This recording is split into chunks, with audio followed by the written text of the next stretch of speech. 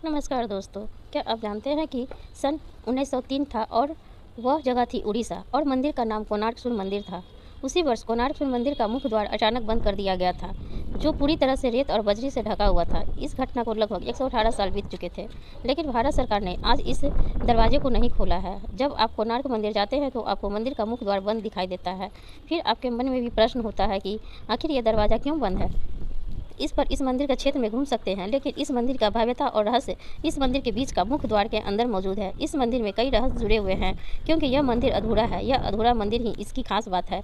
यह मंदिर स्थापित है, सैकड़ों वर्ष तक यह मंदिर रेत से दबा रहा।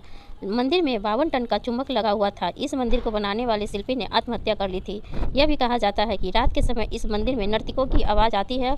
ऐसे कई राज हैं जो आपके होश उड़ा देंगे। लेकिन फिर भी मन में अक्सर यह सवाल उठता है कि भारत सरकार अक्सर इसकी मेहनत करके कुछ दरवाज़ा खोलने का फैसला बदल देती है। क्या भारत सरकार भी छिपाना चाहती है?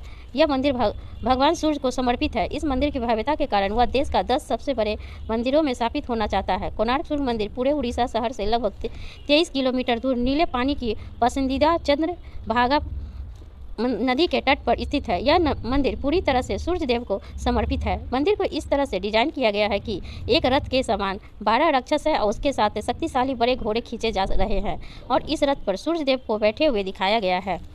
इस मंदिर से आप सीधे सूर्य देव का दर्शन कर सकते हैं। मंदिर के ऊपर से उगते हुए और डूबते हुए सूरज को पूरी तरह से देखा जा सकता है। सूर्योदय के समय मंदिर का नज़ारा बेहद खूबसूरत होता है, मानो सूर्य का लाल रंग पूरे मंदिर में फैल गया है। मंदिर के आधार को सुशोभित करने वाला 12 चक्र वर्ष के 12 महीनों को परिभाषित करते हैं और प्रत्येक दिन के 8 पहरों का प्रतिनिधित्व करते हैं। मंदिर को 2 भागों में विभाजित किया गया है, जिनमें से पहला सूर्य की किरणों को संपर्क में है और कहा जाता है कि मंदिर की मूर्ति में कांच या हीरे जैसे धातु से प्रवेश किया गया है, जिसे इसकी छाया बनता ही दृश्य बनता है।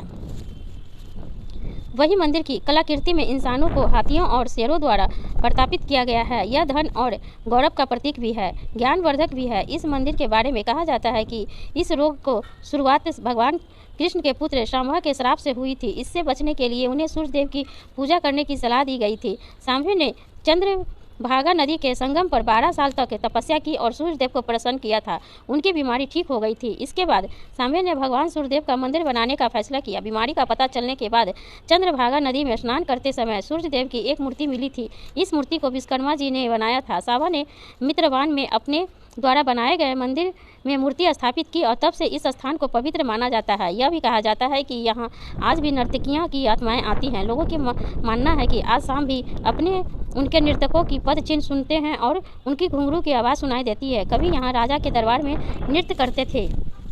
मंदिर का निर्माण एक सैंडविच रूप में किया गया है, जिसके बीच में लोहे की प्लेटों को मंदिर के खंभों को रखा गया है। यह भी कहा जाता है कि मंदिर के शीर्ष पर 52 टन चुंबक रखा गया है, जिसे इस स्तंभों द्वारा संतुलित किया गया है। इससे भगवान सूर्यदेव की मूर्ति हवा में तैर रही थी और इसे देखकर हर कोई हैरान रह गया। कहा जाता है कि चुंबक को किसी विदेशी आक्रमणकारियों ने तोड़ा था।